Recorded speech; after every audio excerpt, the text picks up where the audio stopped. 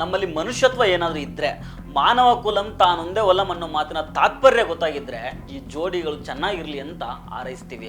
ಮಾಡೋಕ್ಕೆ ಕೆಲಸ ಇಲ್ದಿರೋ ನಿರುದ್ಯೋಗಿಗಳು ಮಾತ್ರ ಇದು ಹಾಗೆ ಅದು ಹೀಗೆ ಅಂತ ಚೂಯಿಂಗಮ್ ರೀತಿ ಇನ್ನೊಬ್ಬರ ಪರ್ಸ್ನಲ್ ವಿಷಯಗಳನ್ನು ಎಳಿತಾ ಹೋಗ್ತಾರೆ.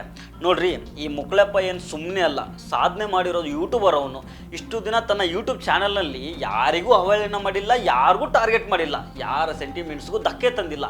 ತಾನಾಯಿತು, ತನ್ನ ಕಂಟೆಂಟ್ ಆಯಿತು ಅಂತ ಭಾಳ ಡಿಗ್ನಿಫೈಡ್ ಆಗಿ ಫನ್ನಿಯಾಗಿ ತನ್ನ ಆಡಿಯನ್ಸ್ಗಳನ್ನು ಎಂಟರ್ಟೈನ್ ಮಾಡ್ತಾ ಬಂದಿದ್ದಾನೆ. ಅದರಿಂದನೇ ದುಡ್ಡು ಸಂಪಾದನೆ ಮಾಡಿ ನನಗೆ ಗೊತ್ತಿರೋ ಪ್ರಕಾರ ತುಂಬ ಚೆನ್ನಾಗಿ ಸೆಟಲ್ ಕೂಡ ಆಗಿದ್ದಾನೆ. ಹಾಗೆ ಈ ಗಾಯತ್ರಿ ಕೂಡ, ಇವರು ಕೂಡ ಒಳ್ಳೆ ಆ್ಯಕ್ಟ್ ಮಾಡ್ತಾರೆ. ಕಂಟೆಂಟ್ ಕ್ರಿಯೇಷನ್ ಸಲುವಾಗಿ ಇಬ್ಬರು ಜೊತೆಗೆ ಕೆಲಸ ಮಾಡಿದ್ದಾರೆ. ಈಗ ಗಾಯತ್ರಿ ಕೂಡ ಬೆಳೆದಿದ್ದಾರೆ. ಈಗ ಈ ಒಂದೇ ಕಡೆ ಕೆಲಸ ಮಾಡ್ತಾರಂದ್ರೆ ಫ್ರೆಂಡ್ಶಿಪ್ ಅಂತೂ ಇದ್ದೇ ಇರುತ್ತೆ, ಆಮೇಲೆ ವೈಬ್ಸ್ ಮ್ಯಾಚ್ ಆಗಿರುತ್ತೆ, ಮೇಲಾಗಿ ಇಬ್ರು ಚೆನ್ನಾಗಿ ಸೆಟಲ್ ಆಗಿದ್ದಾರೆ. ಹೀಗಾಗಿ ಲವ್ ಮಾಡಿರ್ತಾರೆ, ಈಗ ಮದುವೆ ಆಗಿದ್ದಾರೆ.